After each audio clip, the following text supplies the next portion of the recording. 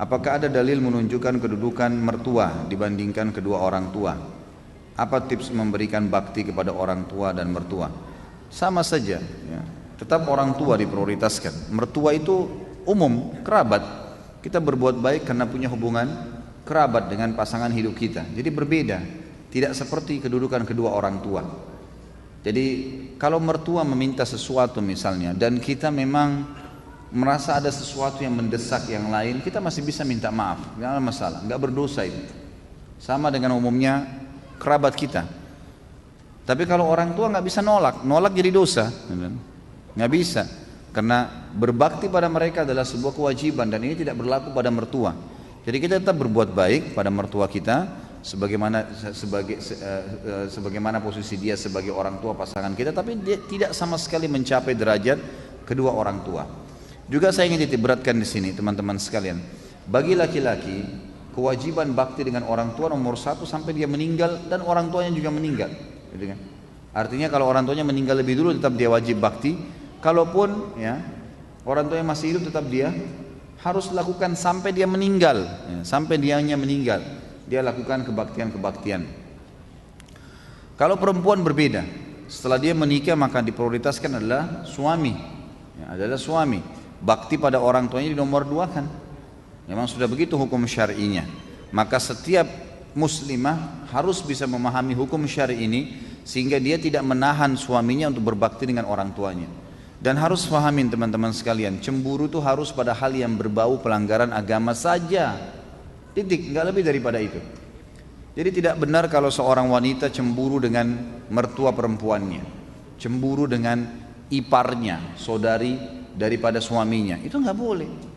Pada tantenya suaminya, ya itu bukan tempatnya untuk cemburu di situ. Atau kadang-kadang yang cemburu dengan anaknya sendiri, ini nggak boleh.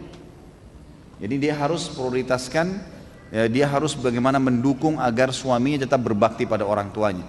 Begitu pula dengan suami, kata para ulama, mestinya dia bisa memberikan peluang kepada istrinya untuk tetap berbakti walaupun dia boleh memprioritaskan dirinya. Dia masih, misalnya istrinya pamit mau kunjungi orang tuanya, dilayanilah, diberikanlah kesempatan, dibantulah semampu dia. Kalau dia punya hajat mendesak, dia boleh bahasakan, tolong selesaikan ini dulu baru kemudian kamu boleh ke orang tua kamu, itu nggak ada masalah.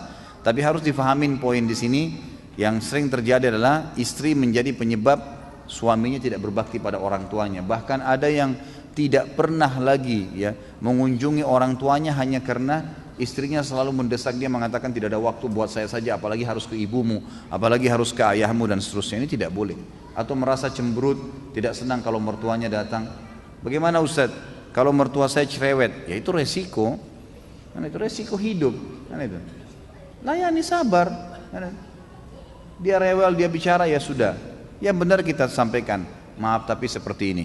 Ya, kita jelasin apa adanya dan sabar. Ada orang dicoba di mertuanya, ada orang dicoba di orang tuanya, ada orang dicoba di saudaranya, ada orang dicoba di anaknya, ada yang dicoba di pasangan hidupnya. Dia bersabar, ya, dia bersabar lalui itu. Allah SWT menilai semua dengan pahala insyaallah. Batasan antara mertua dengan menantu, batasan seperti apa dulu nih? Yang dimaksud batasan apa gitu. Kalau batasan aurat ada tentunya, gitu kan? Semua selain pasangan halal, suami istri, kalau perempuan ketemu sama ayahnya, ketemu sama saudaranya, yang boleh leher ke atas, siku ke bawah, siku ke lengan, siku ke telapak kaki, ke telapak tangan, dan lutut ke bawah. Paha, perut, dada nggak boleh dilihat, gitu kan? Yang dihalalkan untuk yang mahram pun ada batasnya, sama suami saja yang boleh terbuka. Seperti itu. Jadi batasan anak mantu sama mertua, kalau yang dimaksud aurat seperti itulah. Laki-laki juga tentu ya, tidak boleh anak mantu laki-laki pakai celana pendek di depan mertua perempuannya, tidak boleh walaupun mahramnya.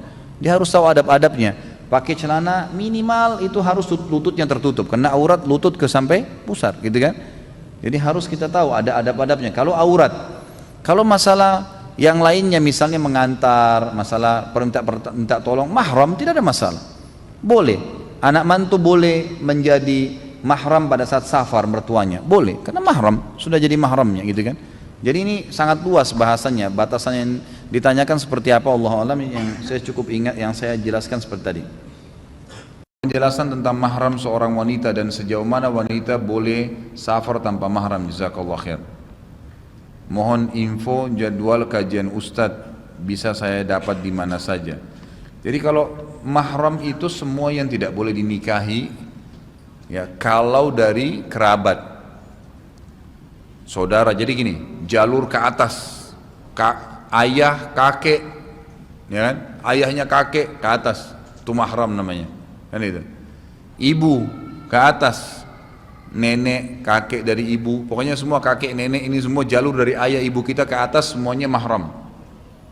Jalur ke bawah, anak, cucu, kan, keponakan, semua itu mahram, anaknya saudara kita.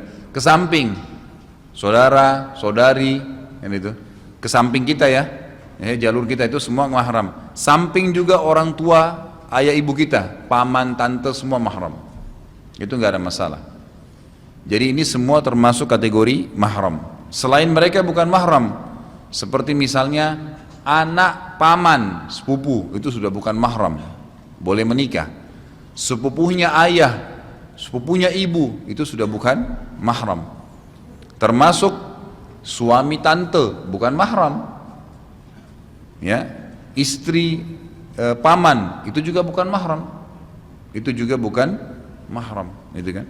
Jadi ini jelas, ini bukan mahram. Kalau masalah safar tanpa mahram, ini khilaf di antara ulama. Tapi yang jelas hadisnya menjelaskan sehari semalam. Tidak halal bagi wanita yang beriman kepada Allah dan hari akhir safar perjalanan sehari semalam tanpa mahram. Dan sudah panjang lebar saya jelaskan sebenarnya ini ya. Saya ringkaskan, kalau seandainya seseorang wanita itu safar, ya, kalau patokannya, pendapat pertama mengatakan tidak boleh safar, patokannya adalah Madinah, perjalanan Madinah. Ya, sebagaimana kemarin saya pastikan sama Dr. Sulaiman Rohaili pada saat beliau datang ke Jakarta dan saya terjemahkan di Masjid Al-Fatah, saya sempat pastikan lagi, Syekh, menurut antum ini bagaimana sebenarnya konsep memahami masalah mahram? Terlalu banyak orang yang bertanya di Indonesia. Maka beliau jelaskan, kasusnya adalah pendapat pertama menjelaskan patokannya sehari semalam adalah perjalanan dari Madinah pada zaman Nabi SAW, gitu kan?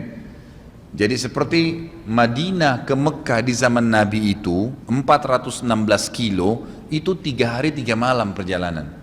Madinah Mekah. Berarti kalau kita bilang sehari semalam dibagi 3 itu perjalanan Mekah Madinah. Patokannya berarti dari 400 kilo itu kan 130 kilo sekian. Berarti sudah termasuk kategori sehari semalam. Nah ini berarti mutlak, nggak boleh. Kan gitu, kasusnya pokoknya sudah lebih dari 100 kilo lebih, berarti sudah harus ada mahramnya. Ini pendapat pertama. Pendapat kedua mengatakan tidak. Sehari semalam ini diambil makna sebenarnya, sehari semalamnya. Terlepas daripada fasilitas yang dipakai. Kasus misal, Jakarta Surabaya di zaman sekarang, bukan kayak dulu. Jakarta Surabaya kan tuh 600 kilo lebih kalau nggak salah ya. Kalau lurus aja jalannya itu 600 kiloan gitu kan. Kalau lewat darat, cuma kan memang kita masih banyak melewatin kota-kota kalau lewat darat intinya.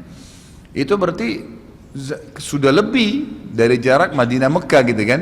Tetapi patokannya adalah bukan jarak Madinah Mekah, tapi patokannya lafadz hadis Nabi yang berkata memang sehari semalam. Berarti selama perjalanannya kurang dari sehari semalam, ya, dia mau pakai kendaraan apapun tetap dihitung tidak apa-apa tanpa mahram, kan itu.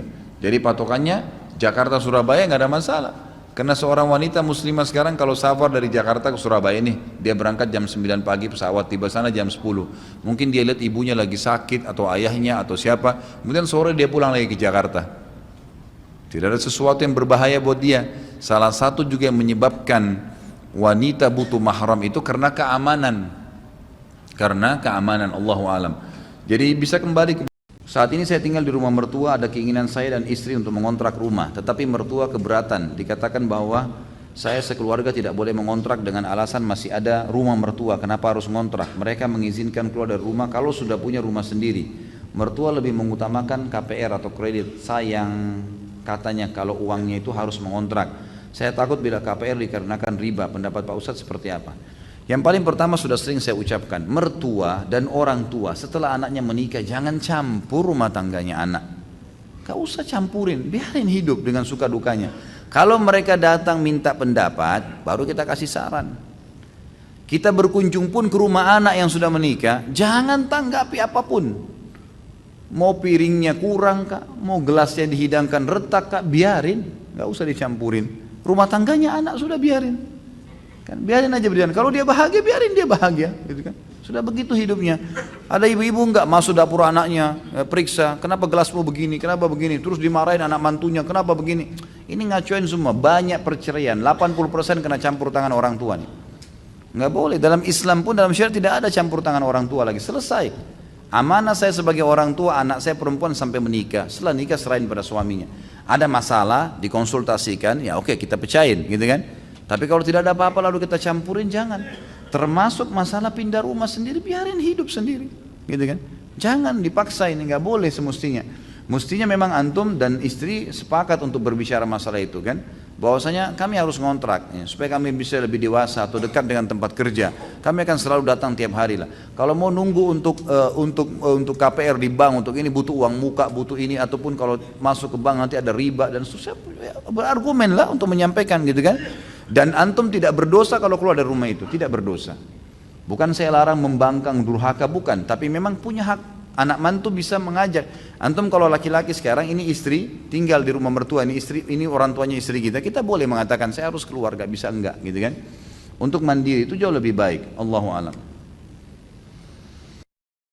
Tidak kita bersalaman dengan lawan jenis menggunakan sarung tangan atau dialas dengan jilbab panjang, karena ibu mertua saya melarang saya untuk tetap bersalaman dengan sepupu suami, adik laki-laki suami. Saya juga adik laki-laki suami saya, juga paman suami saya. Awalnya saya tidak mau salaman, tapi ibu mertua saya bilang jangan ekstrim banget.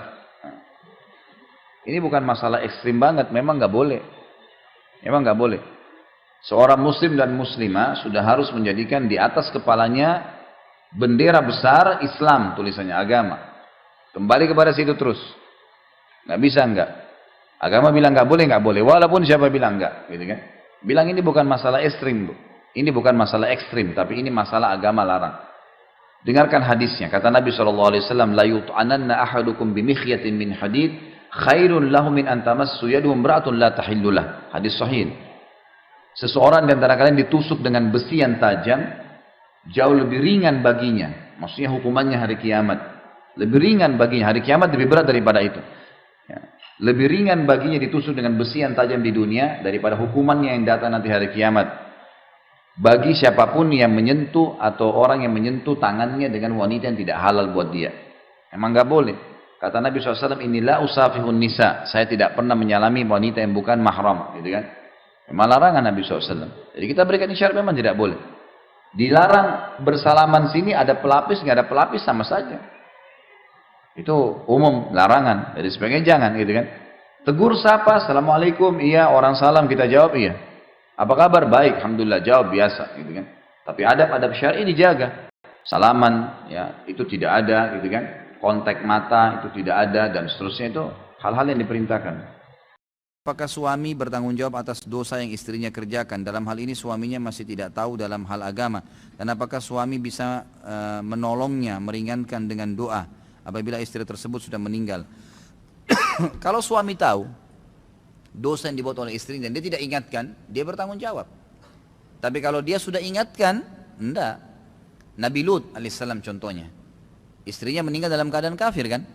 Nabi Lut sudah dakwain. Nabi Nuh, dua nabi ini istrinya, teman tidurnya gitu kan, yang dampingi hidupnya, yang buatin masakan makanan, yang cuciin bajunya, kafir dan kena azabnya Allah. Tenggelam, istrinya Nabi Nuh tenggelam bersama anaknya Kan'an ya, dan juga istrinya Nabi Lut tenggelam bersama dengan dihukum bersama dengan kaumnya. Ya sudah didakwain, kalau sudah dakwain berarti lepas tanggung jawab. Kalau tidak didakwain maka ini yang bertanggung jawab, gitu kan? Kalau seandainya memang istrinya pernah berbuat salah dan dosa, maka tentu saja suaminya boleh doakan agar Allah SWT ampuni dan maafkan.